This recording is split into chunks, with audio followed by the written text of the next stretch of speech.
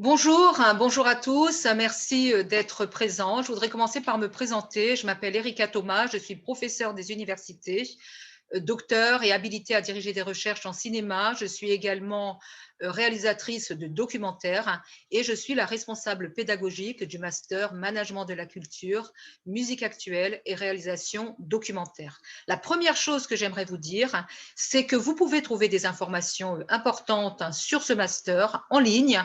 Il y a déjà une vidéo où je présente l'évolution du master. Il suffit de taper mon nom, Erika Thomas, Master Management de la culture. Vous la trouverez très facilement. Et puis, vous avez également la plaquette qui présente les points forts de ce master.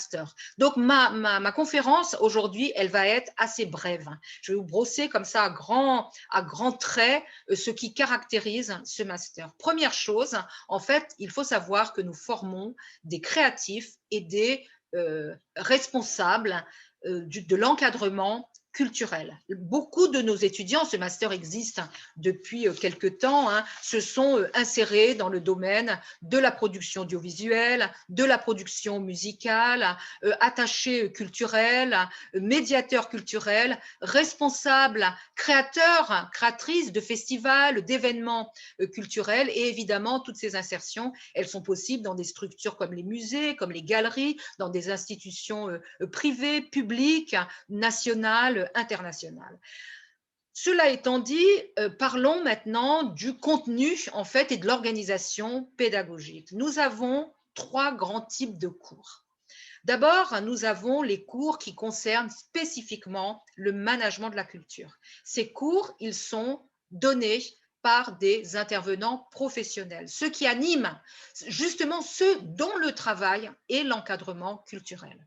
Nous avons par exemple une conservatrice qui maintenant est chargée de mission, nous avons un producteur de label musical, nous avons un directeur d'agence culturelle, nous avons des responsables administratifs et financiers de la culture. Donc, tout cet ensemble de cours est vraiment donné par ceux qui sont sur le terrain. Deuxième grand type de cours, les cours plus théoriques sur les arts. Alors bien sûr, les arts comme la musique, musique actuelle, le cinéma, pas seulement documentaire, le cinéma de fiction, c'est aussi une école pour créer le documentaire. Mais pas seulement, comme pourrait l'entendre le titre, laisser entendre le titre, le cinéma et la musique, également les arts contemporains. C'est une dominante qui est aussi très importante. La photographie, les performances, la danse.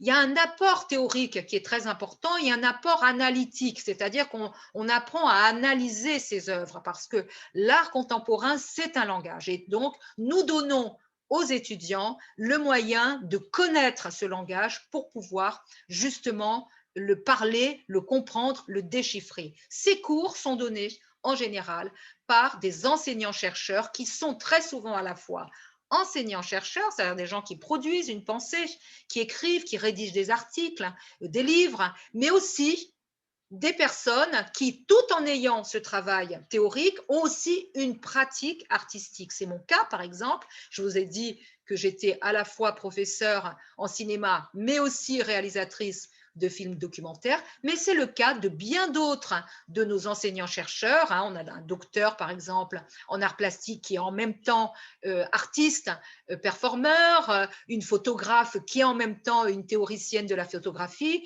etc. Donc, à côté de ces deux types de cours, vous avez un troisième type de cours qui sont des cours qui, là, vont convoquer vraiment l'esprit créatif de l'étudiant.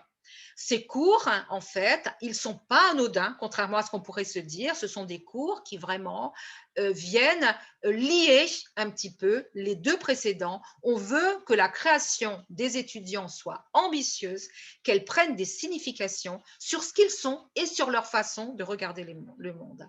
Donc, évidemment, ces cours-là, ça va être le cours de réalisation documentaire, mais pas seulement. Ils vont devoir créer au niveau photographique, ils vont devoir créer au niveau plastique. D'ailleurs, ils créent aussi une exposition. Cette année, c'est une exposition virtuelle, mais ils créent une exposition. Ils vont être les médiateurs culturels de cette exposition. Donc, vous voyez que c'est des cours où on voit déjà, d'ores et déjà, vous pouvez sentir que dans ce master, il faut avoir une fibre artistique. Il ne faut pas simplement s'intéresser au secteur culturel, bien sûr, il faut être attiré par le secteur culturel, mais il faut aussi avoir une fibre artistique, avoir envie finalement de créer, de montrer ce qu'on a à montrer au fond de soi. Évidemment, les cours sont complétés par des périodes de stage, minimum 3 mois en M1, minimum 5 mois en M2. Ces périodes de stage, elles sont évidemment très importantes. Nous avons quelqu'un à l'université qui accompagne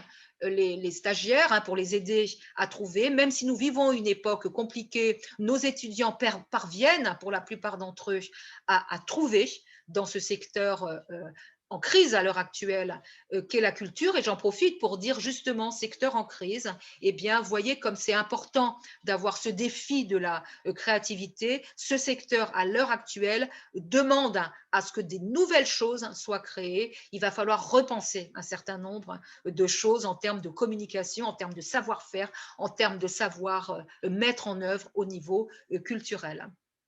Je voudrais dire aussi que ces périodes de stage, elles sont importantes pour l'insertion professionnelle et que le taux d'insertion professionnelle de notre master, qui existe déjà depuis un certain temps, est un taux tout à fait intéressant puisqu'il est tout type de contrat confondu de l'ordre de 90% au bout d'un an d'obtention du diplôme, ce qui est quelque chose de tout à fait intéressant et qui répond vraiment à la demande première des étudiants qui se sont inscrits là parce qu'ils étaient intéressés par ce secteur culturel. Je voudrais parler de la façon dont on procède aussi dans les cours. Il y a deux grandes façons de faire. Nous travaillons beaucoup la question de la recherche et nous travaillons beaucoup la question du projet. La recherche, c'est important de savoir qu'on n'est plus en master à apprendre par cœur. On donne la possibilité à nos étudiants de réfléchir par eux-mêmes, d'aller chercher une information là où il faut faire, ou là où il faut aller la chercher. Et puis, surtout, ils vont devoir rendre en M1 comme en M2 un mémoire de recherche. Évidemment, ils sont accompagnés. Nous avons des cours, d'ailleurs, c'est des cours que je dispense, des cours de méthodologie du mémoire, où on réfléchit, où on apprend justement à poser une pensée théorique sur un champ artistique qui nous intéresse. Cette année, on a des choses tout à fait intéressantes, les cafés-concerts, les graffitis, l'art urbain, les séries, les musées, l'invasion du numérique dans les musées, l'apport du numérique dans les musées. On a comme ça des choses tout à fait intéressantes et ces mémoires sont encadrés par les différents intervenants et profs qui composent l'équipe pédagogique du master. J'en profite pour dire que en M2, le meilleur master, le meilleur mémoire concourt à la publication, puisque je suis également directrice de publication. Alors évidemment, il y a un travail de réécriture à faire. On ne publie pas le mémoire tel quel, mais on a donc la possibilité d'être publié. Et sachez qu'avoir un livre de son travail universitaire, c'est aussi une très bonne façon d'entrer et de faire la différence dans le marché professionnel. Je voudrais maintenant parler de la sélection. Ce master intéresse beaucoup d'étudiants. La sélection, elle est double. D'abord, je regarde le parcours de l'étudiant. Je regarde pas, c'est pas forcément les notes qui m'intéressent, c'est surtout de voir l'intérêt qu'il porte au secteur culturel, à l'art, à la création, à la fréquentation des lieux culturels. Et il y a des étudiants qui confondent parfois ce master avec d'autres masters, qui confondent avec le journalisme, qui confondent. Voilà. Donc, c'est important de savoir que dans cette première étape, un certain nombre de dossiers sont éliminés parce qu'ils ne correspondent pas à ce qui est recherché dans le master et les étudiants seraient les premiers déçus si on les acceptait. Et puis après, il y a un entretien téléphonique avec moi. Je tiens à ce que ce soit téléphonique pour être simplement sur ce registre de la voix, comment elle vient incarner finalement ce qui est dit dans la lettre de motivation, quelles sont les représentations qu'il se fait. Et c'est après cette procédure qu'on peut voir qui on va retenir. Cette sélection, elle est importante parce qu'elle maintient un taux de sélection voilà, qui est celui d'un master. On ne peut pas accueillir tout le monde. Elle permet une réussite du master qui est tout à fait intéressante. On a de l'ordre de 98% de réussite en master, c'est-à-dire que quand vous rentrez A priori, même si c'est pas 100%, hein, c'est entre 95 et 98. Il y a des étudiants qui ne vont pas réussir, ils ne vont pas travailler, il faut travailler comme dans tous les masters, mais vous êtes accompagnés, vous n'êtes pas lâchés, vous êtes vraiment accompagnés. Les groupes ne sont pas, c'est pas des groupes de 30 personnes, hein, ce sont des petits groupes, une vingtaine d'étudiants grand maximum. Je crois qu'on travaille très bien avec 12, 15 étudiants. Je trouve que c'est vraiment très intéressant de travailler avec ces chiffres.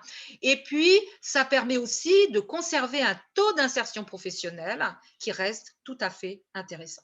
Donc voilà ce que je voulais vous dire pour vous parler de ce master que je trouve passionnant. Vous voyez que j'en parle moi-même avec passion. Nous attendons des étudiants passionnés, nous attendons des étudiants créatifs, nous attendons des étudiants qui se sentent concernés par l'univers culturel. Et donc, voilà ce qui pouvait être dit. Je reste à votre disposition si vous avez des questions à me poser. N'hésitez pas, vous trouverez très facilement mon adresse mail sur le site de la fac, Erika Thomas, erica.thomas@univ-catolil.fr. On peut même organiser un entretien téléphonique si vous avez des questions à me poser. Voilà, merci beaucoup, au revoir.